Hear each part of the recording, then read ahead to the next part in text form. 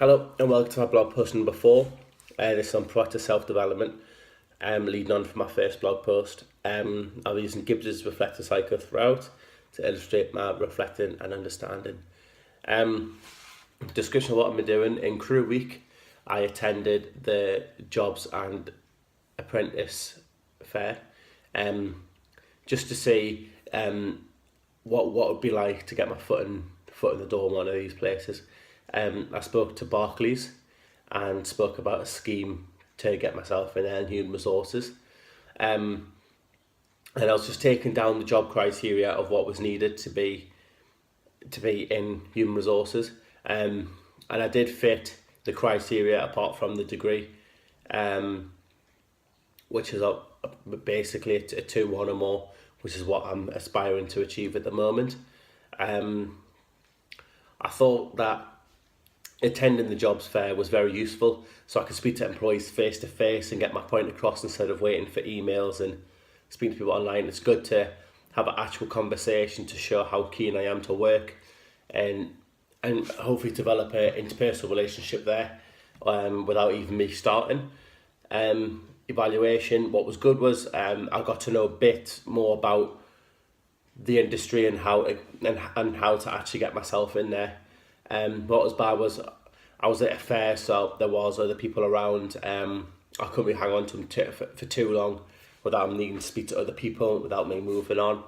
But it was a good experience all in all. I really did enjoy it. It's helped me to know to keep focus and to know that I will get the job that I desire. Analysis, what sense can I make of the situation?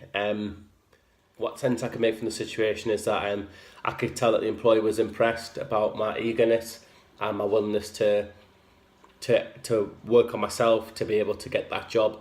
I could see a very good understanding, and all in all, to look at both sides from my point of view and his point of view, I think we both respected each other and liked each other, and I'd definitely keep in contact with him in the future, which I do have his email.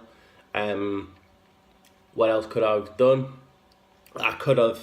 He wasn't in the human resources department specifically, so I could have asked for an email or a telephone number of someone who's in that department already in that company, so I can have a direct insight on how to get myself in there and how they've made themselves to be successful in that job. An action plan.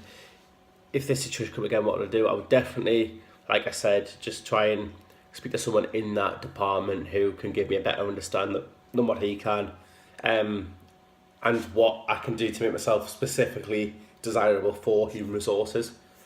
I believe that speaking to these people is really good to be a leader because you can learn from others. These people who are successful and who are managers and who are directors of these big companies are leaders, and I think it's good to listen to what they have to say and to also maybe follow in the same footsteps and to apply their knowledge and just to learn a few lessons from them.